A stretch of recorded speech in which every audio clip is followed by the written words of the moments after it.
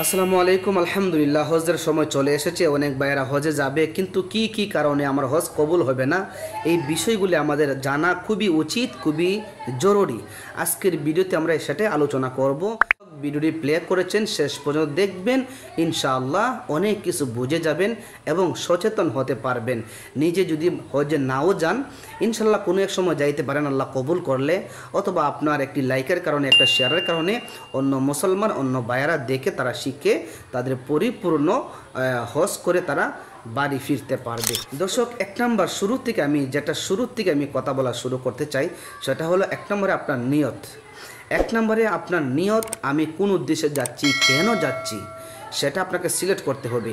আমি কি হাজি সাজার জন্য বা কাউকে দেখানোর জন্য, নাকি প্লেন উড়ানোর জন্য, আমি কি দেখার জন্য, উঁচু উঁচু পাহাড় দেখার জন্য, ইত্যাদি কোনো দুনিয়াবি কোনো বিষয় নিয়ে আমি যাচ্ছি কি না দেখতে হবে। না আমার অনেক সম্পদ হয়েছে, না গেলে মানুষের মন্দ বলবে, এই মন্দ দিকে বাঁচার জন্য যাচ্ছি কি না, বিষয়টা খেয়াল করতে হবে।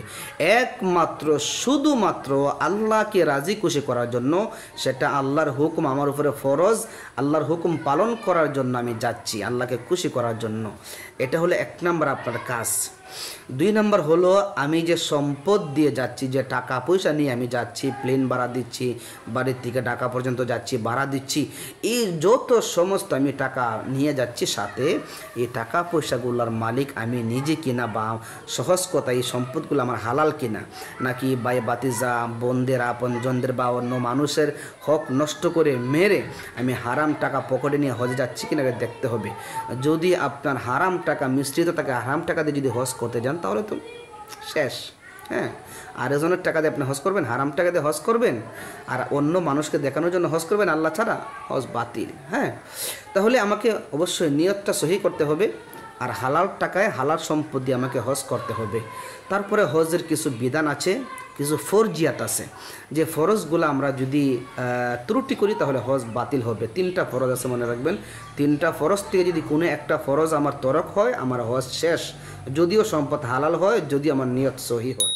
3টা ফরজের মধ্যে 1 নম্বর হলো এহরাম বাঁধা। হ্যাঁ, এহরাম বাঁধা। 2 নম্বরে হলো আরাফার ময়দানে উপস্থিত থাকা।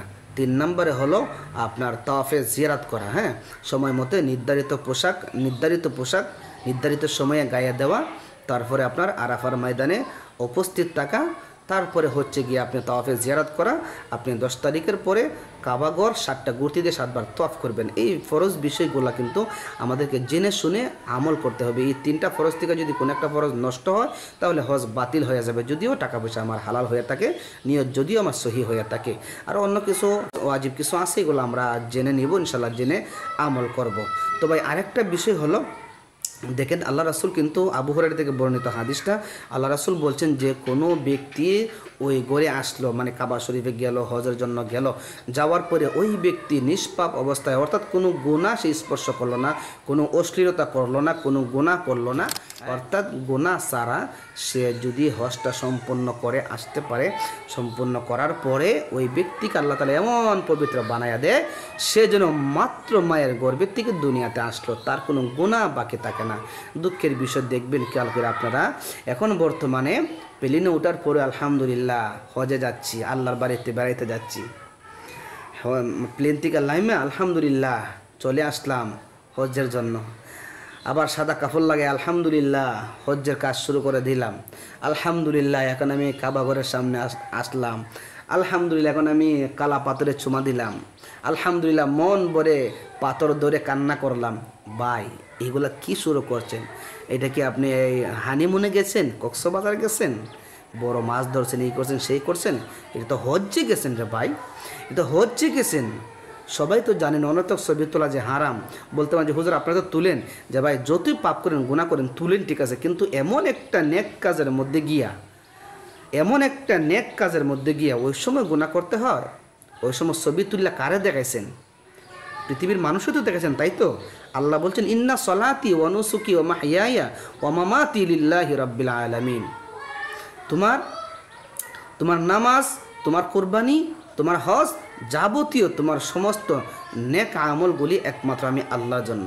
হ্যাঁ, তাহলে এই যে আমি কার জন্য কারে দেখাইলাম? আল্লাহরে না দেখাই আমি মানুষে দেখাইলাম। দেখো, আমি এখন কালা পাত্রে চুমা দিচ্ছি, ওই সমস্ত বাজে আমলগুলো তোমাকে বাদ দিতে হবে, যেহেতু রাসূল বলছেন কোনো গুনাহ ছাড়া, কোনো অশ্লীলতা ছাড়া, কোনো গুনাহে সে জড়িত হলো না, সে এমনভাবে সময় পার করলো, হজগুলো আদায় করলো, সে নিষ্পাপ হয়ে যাবে।